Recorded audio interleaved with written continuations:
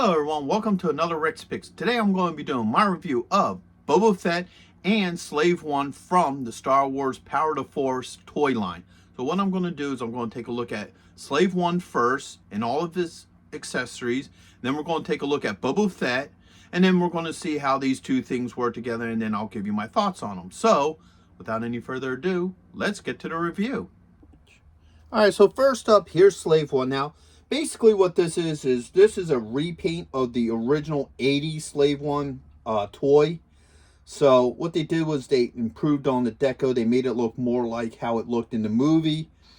Let's give her a rotation. So here you have her from the front, from the side, from the back.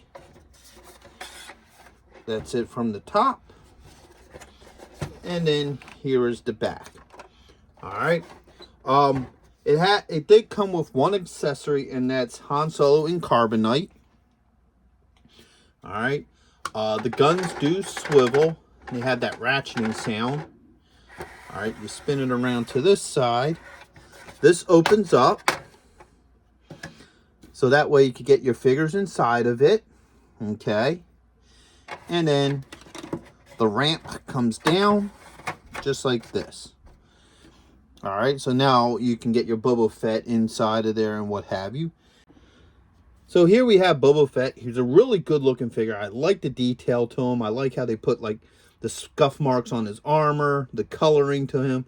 He's a really nice looking figure. A lot of people poke fun at this particular line because they call it the buff line or the weightlifting line, because a lot of the figures were just way too bulky for the characters. And I think what that was Kenner trying to, fix, because the original figures were just pretty much straight line. They had no real form to them. And I think with this line, they just went overboard with it.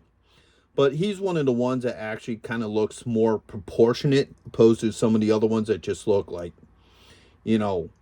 like they're on like steroids or something. So let's give him the rotation. I like a lot of the coloring. They put a lot of work into him. All right. He is definitely, the paint job for this Boba Fett is definitely for Return of the Jedi. You could tell because he has more color to him, where in Empire he didn't have so much. So first things he comes with is his Wookiee scalps and his cloak. His iconic backpack, and yeah, if you look at the paint deco for this, this is definitely, Return of the Jedi. And then he comes with this rifle here that I don't know what they're going for with this, because it doesn't really look like the rifle that he had in the movies, but it doesn't look like a generic either. It looks like a hybrid or something between what he had in the movies and just maybe it just wasn't working right with their molds. So let's see how well all this stuff goes on him. So this just clips in onto his shoulders, around the neck. All right. As you can see, that fits very well on him. His backpack just slides right into that like that. And his gun just slides into his hand. So put him right here. So overall, he's a really nice looking figure. He does stand pretty well for the most part. There we go. So overall, he's a well-looking figure. He would definitely look really good on, a shelf or something with the rest of your Star Wars figures. So let's see how well he interacts with Slave-1. Hey, are you going to be in the Philadelphia area between September 9th and 10th? If so, check out RetroCon. It's affordable. They have lots of great vendors. There's going to be cosplay competitions, celebrities, and much, much more. So go ahead and check out the link in the description. And also, Samuel J. Jones is going to be there, better known as Flash Gordon. So check it out. Greg Evigan will be there, best known for BJ and the Bear, My Two Dads, and Tech Wars. Voice actress Kathy Garver will be there, the one and only Firestar from Spider-Man and His Amazing Friends. And check this out, the rare Hasbro Proton Pack as a raffle prize. Now you can't beat that.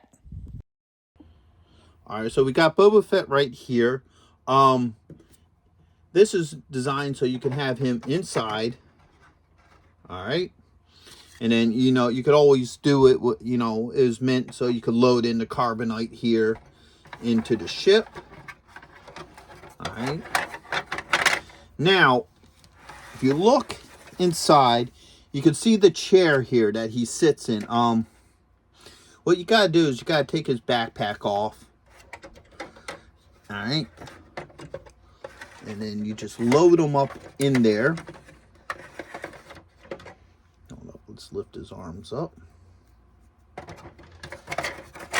Actually, you know what? Let's take that off him as well.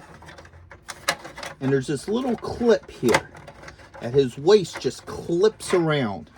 A little bit of a bugger to get it on there, because the thing is this toy was not designed for this figure. All right, this was designed for the original 80s figure. So because this figure's a little bit more buff and what have you, it's a little bit harder to get him into that piece there. But as you see, now he is in there and he's ready to fly Slave-1. All right, so we're going to shut this up. All right, now you have this little knob right here, and that closes and puts him into the flight position. All right, you close this up. So now, as you look, he's in there, ready to capture Han Solo. Now, another neat feature is, as you see, the wings move. So when you're in land position, they sit like that. You bring it up, they swivel. And for play purposes, you got this neat little handle here. And there's a little trigger here. And when you hold that trigger, it locks the wings into place. As you can see here. So they're locked into place. So if you're playing with it, you put the guns out here. And then you can have it fly with the wings locked in place. So overall, I really like this figure. I like this play set. This version of Slave-1. It's simple. It kind of reminds you back of your childhood when you used to have this as a kid. And it also spoofs up the detail so it looks a little bit more screen accurate. So I really do like this set. I think it's really nice, and it's definitely a worthwhile piece to have on your shelf as a collector. So with that being said, I hope you did like this review. If you did, go ahead and hit that thumbs up. If you're not a subscriber yet, please subscribe. You know, it's a small click for you, but it really helped this channel grow. So until the next one, late.